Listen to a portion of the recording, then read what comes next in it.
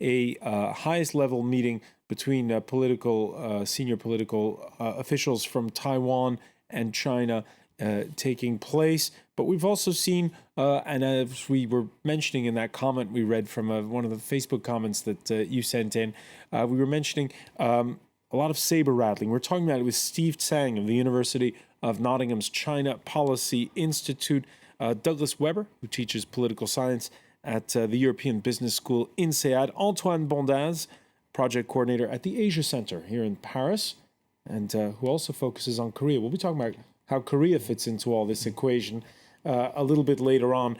And Alessio Patalano of King's College London. He is in the UK capital, hopefully safely warm and dry after all the rain they've been having there.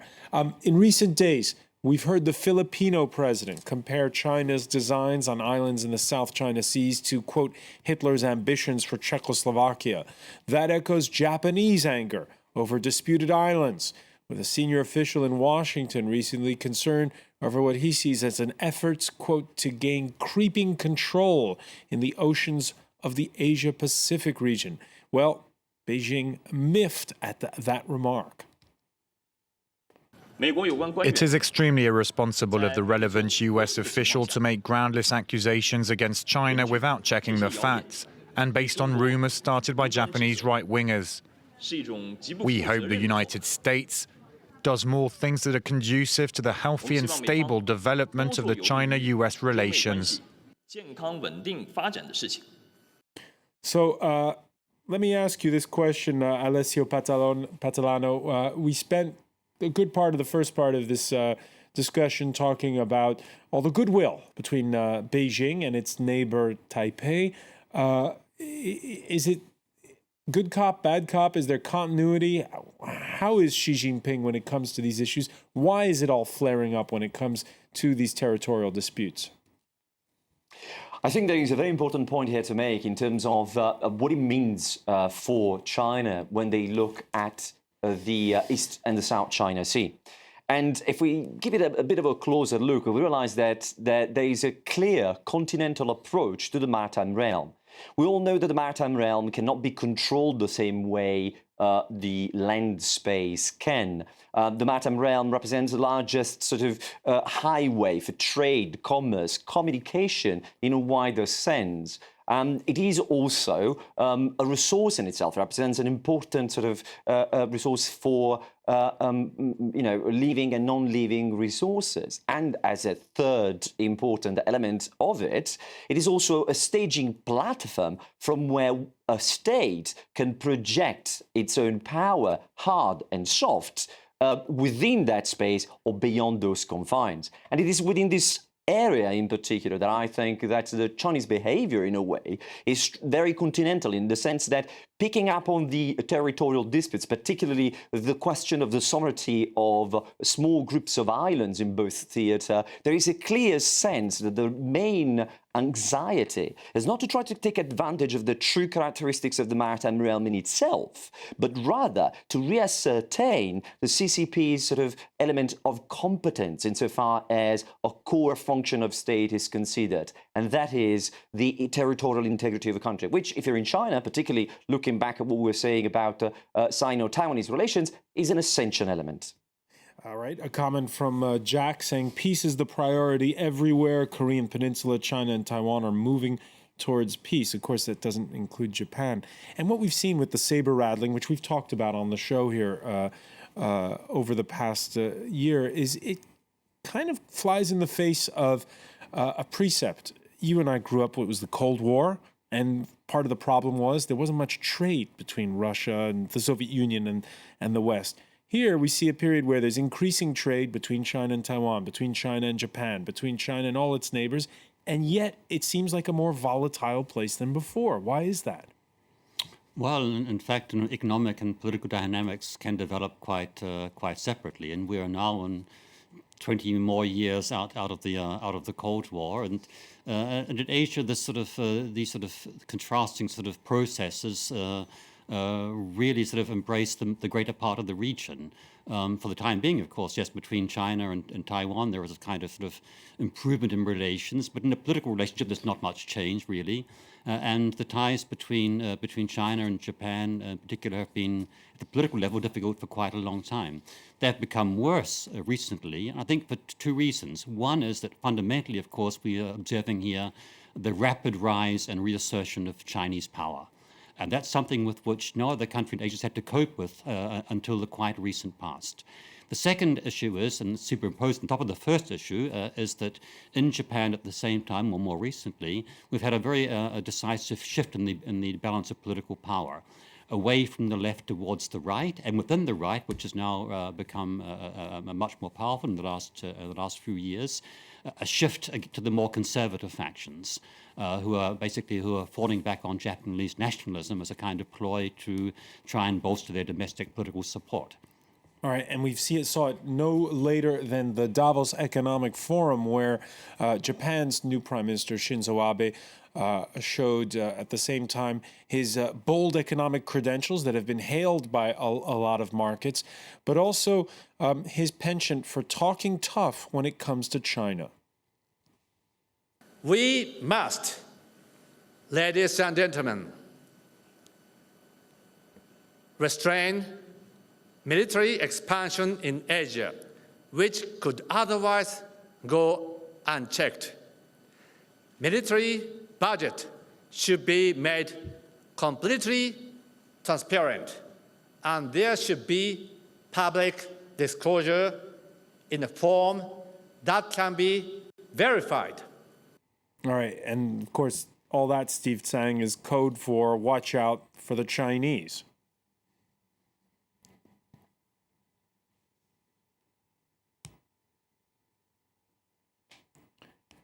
We seem to be having a problem. We seem to be having a problem with the sound. I'm gonna have to cut you off, Steve TSANG. We'll try to fix that right away. Your thoughts on those remarks, Antoine BONDAZ?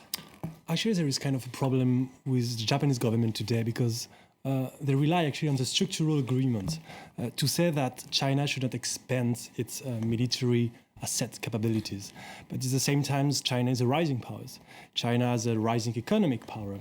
And actually, it's quite normal for China to expand its military activity. Then the question is, how can China do it? And what will China do with it?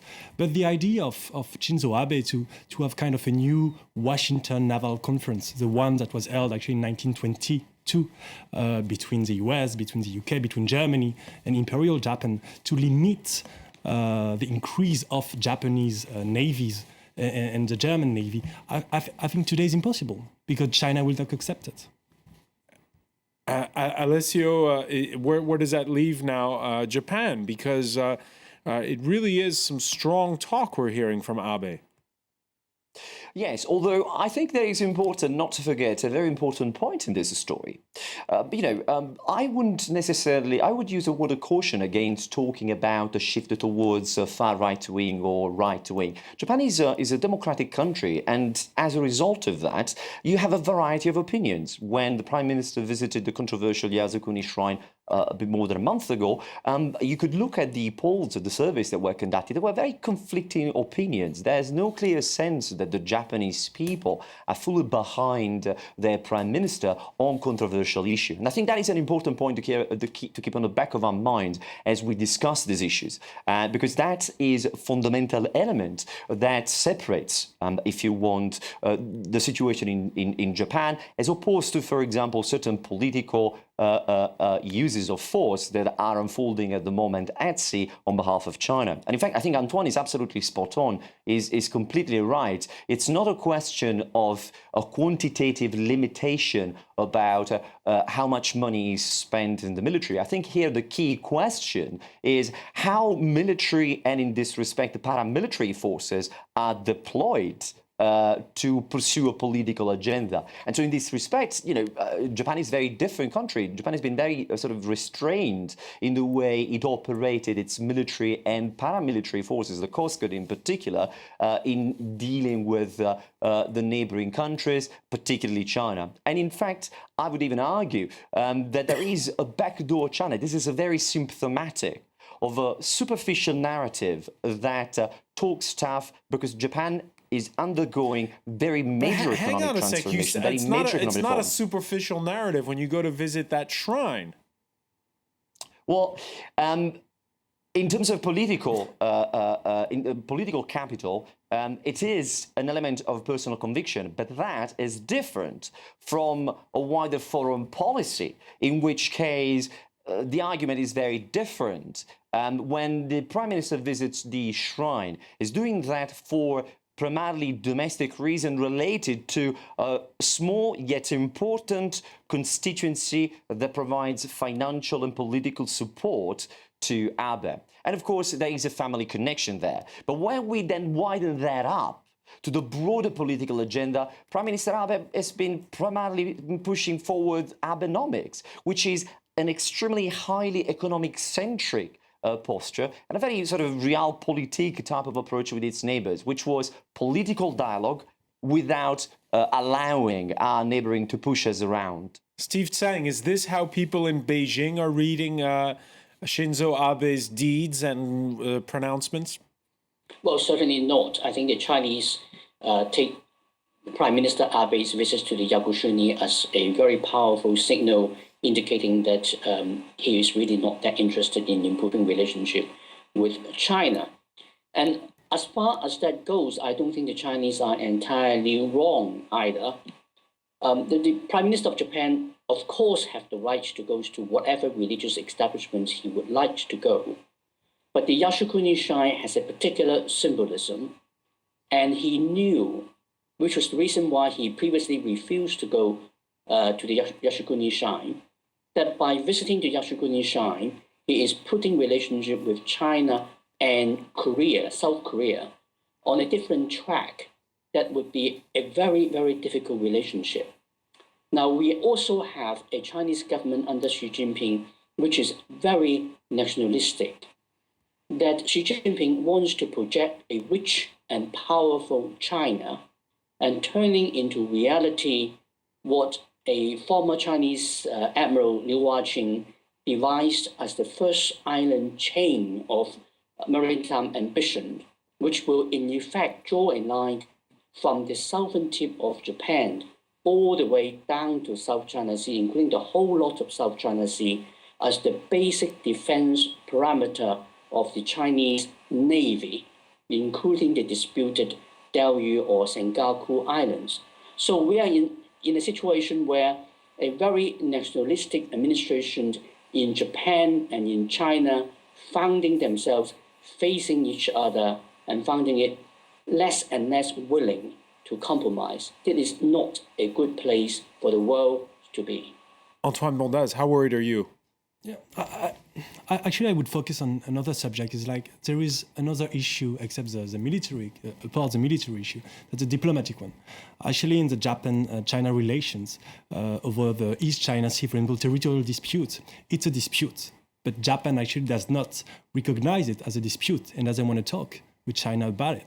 And that's a problem in itself, actually. Because if as long as the Shinzo Abe's government is saying that the Diaoyu, Senkaku Islands are not a problem, they belong to Japan and there is no issue about it, there is no territorial dispute, it's almost impossible to solve and to improve the relationship. And actually the Foreign Minister Wang Yi yesterday said in an interview that the relationship with Japan was very bad, and he was diplomatically correct saying it. So there is a very, very tense situation and tense momentum in the Japan-China relations. All right, and we've seen within Japan some strong pronouncements from appointments by Shinzo Abe. We've seen what the press has labeled a will by Abe to rein in the press, most notably public broadcaster NHK. This Monday, a scathing editorial in the Financial Times headlined, Abe's nationalism takes a worrying turn. China's claim that Mr. Abe is a danger to Japan's neighbors is mostly nonsense, but he could be a danger to Japan itself. It would be a tragedy if the threat of China were used as an excuse to mount an attack on Japan's relatively open society. Is the casualty of all these tensions going to be, we talked about democracy in Taiwan earlier, an East Asia that's a little bit less democratic? I don't see any fear that Japan is slowly going to sort of descend into some kind of authoritarian state. I think Japan will remain an essentially free country. And I doubt at the end of the day that Prime Minister Abe will actually have a great impact in diminishing the scope for the freedom of expression and speech, quite frankly. But I do think that we are observing a very worrying process in East Asia. Because it's a process of the escalation of rhetoric and a process partly of the escalation of deeds, whereby the two sides, particularly China and Japan, make it into a situation in which, by accident, some kind of military confrontation occurs. And because they've dug themselves into to very strong, tough positions, it's very hard for either to step down and to find a compromise, which could then avoid a further conflagration of the situation. So, like my colleagues, I'm very worried that some kind of military confrontation could occur in East Asia and could be quite difficult to contain and control. Alessio Patalano, do you agree? I think yes. At the moment, we have a very tense situation. I think, however, there is a couple of elements that should be clarified. Certainly, at the political level, there is a rhetoric that is preventing a political dialogue between the two parties, in particular between Japan and China. And I think this was the first point that at Davos, with the very controversial reference to pre-World War I context, Anglo-German relations that was made by Abe, is very interesting because he placed it into the context of economic interdependence by itself does not provide an answer to avoid escalation towards conflict, which I think is an important element in this story. Insofar as the possibility of dialogue that exists, Japan accepts the International Court of Justice and the authority of it. So if China were to legally challenge, if this was a legal problem, for example, insofar as the disputed islands were concerned, Japan will have to respond one way or another. And at the same time, we should not forget that at the military level, the behavior that at the moment is unfolding is really is one of the key elements that put in the situation at risk. The announcement of the air defense identification zone, the modality and the measures that it included represented a very controversial step, including the Senkaku Jiaoyu Islands in it, was even more of a provocation, especially in relation to the fact that Japan's ADIZ does not include territory that are under dispute, that are under control of another country. So, for example, South Korea, as well as Russian northern territories, Japan ADIZ does not include them. And in making that step, Chinese authorities showed that when it comes down to the important sort of political and military strategic implication of a political dialogue, there was a clear sense there of substantial sort of challenge, which is exactly what the United States have been trying to set forth to the agenda with the announcement of the past few days of not recognizing the 9-dash line as being sort of compliant to UNCLOS, as well as considering a new announcement of an ADIZ in the South China Sea a clear challenge to regional security. But I was going to say, and I'm going to put this to Steve Tsang. Steve Tsang, how much can Washington weigh in to make cooler heads prevail, most notably on the Japanese side? Well, the political leaderships on both sides, Japan and China, really at this stage do not want a confrontation, which is a very good thing. The risk of a localized confrontation at the operational level is a serious danger that we cannot rule out. But we also have to bear in mind that if you have a local incident that happens, when you have a situation where the Japanese regularly send their F-15s flying over the skies of the Senkaku Islands, and the Chinese have now included the Diaraye Islands within their air defense identification zone, and when they start sending their Su-27s over there, you are getting into a very, very dangerous situation. And if something happens, you are very likely to have governments being backed into a corner, and they have to do rather more than they intended to. The biggest saving grace in this situation is, in fact, the very strict rules of engagement that the Japanese self-defense forces have to operate under. Unless they are clearly being fired upon, they are not authorized to return fire. So the risk of the Japanese themselves actually provoking an incident at the operational level is much less. But the risk of some young Chinese hotshot officers doing something silly is not something that we can overlook. All right, that is a worrying prospect. We spoke of the United States. The U.S. Secretary of State is, as we speak, getting ready to touch down in Seoul. He'll then be going on to Beijing. How much? What do you think John Kerry will be saying when he on this issue? Actually, there is like several reasons of John Kerry's visit. The first maybe is to show the commitment. The US commitment to the defense of South Korea, of course, in the light of the 2013 year. Ahead of those military exercises. Exactly. Full legal. A lot of tension with North Korea. Exactly. Yeah. But what's interesting actually is the timing of his visit and what's happening today in the Korean Peninsula. Mostly the inter-Korean relations. How much do you think that the dispute between China and Japan will hijack his conversation with the Koreans? I think it won't. It won't not in Seoul. Not in Seoul. Maybe in China a little bit, maybe in Beijing, but not in Seoul. I mean, there are too much focus today on the inter-Korean talks with the family reunions that may be possible in the next 2 weeks to focus exclusively on Japan. And South Korea's new president, she has issues, I guess you could say, with both Beijing and Tokyo. Exactly, and there is a big new great game actually in East Asia now. China is trying to get back to South Korea as a relation actually between the two countries under Hu Jintao's leadership and Lee Myung-bak's leadership actually were kind of tense, partly because China supported North Korea in 2010. And now, actually, I think Park Geun-hye's government is trying to find a more balanced policy, kind of a balance between Japan and China, but without getting locked in, neither in the Japan relationship or the Chinese relationship. Douglas Weber, where's the key to all this, to making things calm down a notch? If I could put my finger on one single key, I would say it's indeed the United States, which with some very sort of deft diplomacy must remain a supporter of its allies in Asia without encouraging them to do things which would provoke China beyond anything which has already taken place.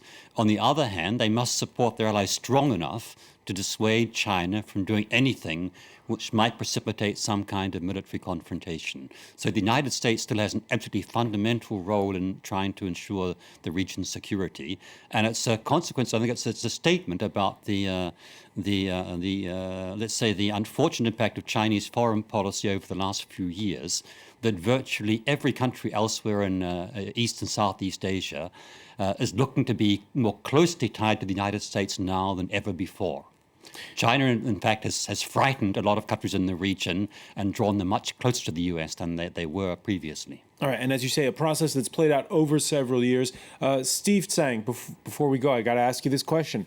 How is Xi Jinping doing as president? Well, Xi Jinping is consolidating his position and his power quite effectively. So he is now 1 year into his 10-year term or 2 5-year terms, more powerful than his predecessor shortly before his predecessor handed over power. But Xi Jinping is not yet a strong man in China. He cannot simply dictate terms in domestic politics, which also means that when it comes down to foreign policy matters, he is not able to make major concessions. But having said that, I would also add that Xi Jinping himself is not particularly minded to make concessions either to the United States or to China's neighbors in East Asia, particularly Japan or the Philippines. All right. You say that, but we see right now there are worries about a credit bubble in China, about how you make the economy slow down. Will he have such a strong bargaining position, you think, in a year's time? Well, a lot of it depends on how the economy goes. We don't really know what will happen. I do not buy into the argument that China is so exceptional that it can sustain growth at a level and for a duration that has never happened in human history. But on the other hand, everybody who bet against Chinese economic growth and stability in the last 20 years lost their deposit. Things can go wrong, and if the economy goes seriously wrong, Xi Jinping will be in trouble. But if the economy can maintain something like 4 or 5% growth, which is not unrealistic or impossible to achieve, then he is probably going to be quite all right next year. All right, he'll stay on message. Steve Tsang, I want to thank you for joining us from Nottingham. A comment from one of our viewers, and I guess it's for another time. The real fight, says Pammy, is between India and China. We'll definitely worth talking about another time. I want to thank as well Alessio PATALANO for joining us from London, and Douglas Weber and Antoine BONDAZ for being with us. Thank you for joining us here in the France 24 debate. Thank you.